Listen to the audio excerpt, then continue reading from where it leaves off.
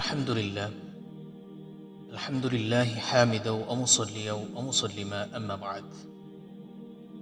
আজকে মুসলিম শরীফের 5024 নং হাদিস নিয়ে আলোচনা করব, যে হাদিসের মধ্যে রয়েছে একজন ইমানদার ব্যক্তির জন্য অনেক বড় শিক্ষা। হাদিসটি বর্ণনা করেছে আল্লাহ রসুলের প্রিয় সাহাবী এবং মদিনায় হিজরত করার পর থেকে যিনি আল্লাহ রসুলের খাদেমের ভূমিকা পালন করেছেন, যাকে তার মা ছোট্টকালে অল্প বয়সেই আল্লাহ রসুলের কাছে এসে সুফর্দ করেছেন। সেই সাহাবী আনাস ইবনে মালিক রাদিয়াল্লাহু তাআলা আনহু এই হাদিসটি বর্ণনা করেছেন।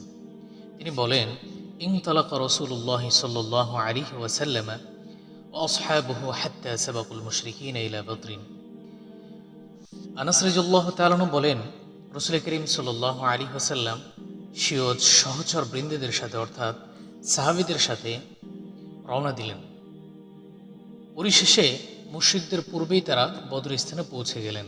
ওয়াজা আল মুশরিকুন, অতঃপর মুশরিকরা সেখানে এসে পৌঁছালো। ফাকাল রাসূলুল্লাহ সাল্লাল্লাহু আলাইহি ওয়াসাল্লাম লা ইয়াকদিমান্না আহাদুম মিনকুম ইলা শাইইন হাত্তা আকুনা আনা দুনাহু। এরপর রাসূল করিম সাল্লাল্লাহু আলাইহি ওয়াসাল্লাম বললেন, তোমরা অবশ্যই কেউ কোনো বিষয়ে আগে বেড়ে কিছু করবে না যতক্ষণ আমি নির্দেশ না দেব অথবা আমি স্বয়ং তা না করব। ফাদানাল মুশরিকুন, সুতরাং যখন মুশরিকরা নিকটবর্তী হলো, ফাকালা রাসূলুল্লাহ সাল্লাল্লাহু আলাইহি ওয়াসাল্লাম কুমু ইলা জান্নাতিন আরদুহা আস-সামাওয়াতু ওয়াল আরদ। অতঃপর রাসূল করিম সাল্লাল্লাহু আলাইহি ওয়াসাল্লাম বললেন, তোমরা সকলে জান্নাতের দিকে ওঠো, যার প্রশস্ততা হচ্ছে আসমান জমিনের সমান।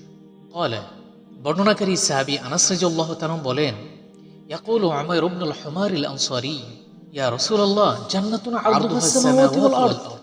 উমাইর ইবনে হুমাম রাদিয়াল্লাহু তাআলা আনহু বললেন, ইয়া রাসূলুল্লাহ, জান্নাতের প্রশস্ত আসমান জমিনের সমান?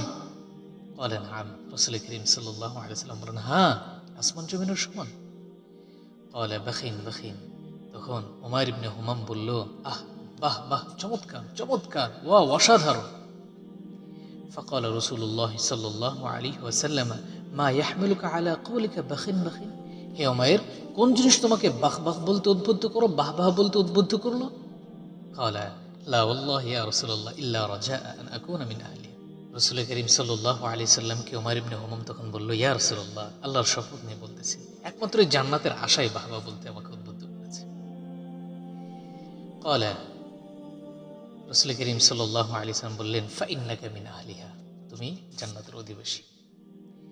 এ কথা যখনই আল্লাহ রসুল বলছেন, তিনি তো আরো নিজের মধ্যে আরো আবেগ আবলুত হয়ে পড়েছেন যে আল্লাহ রসুল নিজে বলতেছেন আমি জান্নাতের অধিবাসী, তাইলে তো আর দেরি করা যাবে না।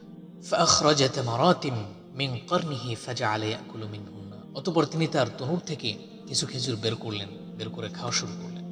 সুম্মা ক্বালা, অতঃপর বললেন, লাইন আনা হাইতু হাত্তা আকুলা তামারাতি হাযিহি ইন্নাহা লাহায়াতুন তাওয়িলাতুন। কি চমৎকার কথা বলেছেন!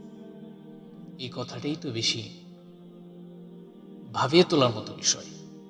তিনি বললেন, লাইন আনা হাইতু হাত্তা আকুলা তামারাতি হাযিহি, যদি এই খেজুরগুলো আমি খাই তাহলে তো আমাকে দীর্ঘক্ষণ বেঁচে থাকতে হবে। কিন্তু খেজুরগুলো ছিল হাতে গোনা মাত্র কয়েকটা খেজুর, যেটা খাইতে বেশি জোর 1 মিনিট বা 2 মিনিট লাগবে। তিনি কি বলতেছেন যে এই খেজুরগুলো খেতে তো আমাকে দীর্ঘক্ষণ জীবিত থাকতে হবে না, এত সময় তো জান্নাতের অপেক্ষা করা যাবে না, তাড়াতাড়ি চলে যেতে হবে। অতঃপর ফারামা বিমা কানা মাআহু মিনাত তামরি, তার হাতে যে খেজুরগুলো ছিল খেজুরগুলো ছুঁড়ে মারলেন, নিক্ষেপ করলেন, দূরে ফিকে মারলেন। সুম্মা কাতালাহুম হাত্তা কুতিলা, অতঃপর তিনি যুদ্ধ করতে করতে অনেক কাফেরকে হত্যা করে ফেললেন। অতঃপর তিনি কাফেরদের হাতে শহীদ হয়ে গেলেন। এই তো আজকে হাদিস থেকে আমরা কি শিক্ষা নিতে পারি? যে উমাইর ইবনে হুমাম রাদিয়াল্লাহু তাআলা আনহু তিনি জান্নাতের সুসংবাদের কথা শুনে কালিমাতুশ শাহাদা পর তৎক্ষণিক মুসলমান হয়ে তিনি যুদ্ধের ময়দানে নেমে পড়েছেন। আর আজকে আমি আপনি সালাত আদায়ের জন্য নিজ ঘর থেকে বের হইতে পারি না। দুর্ভাগ্য আমাদের। যাই হোক, আল্লাহ সুবহানাহু ওয়া তাআলা আমাদের সকলের দিলে সাহাবে ইকরামের মতো ঈমান বসায় দিক। সাহাবে একরামের মতো একটা দিল আমাদের প্রত্যেককে দান করুক। আমিন।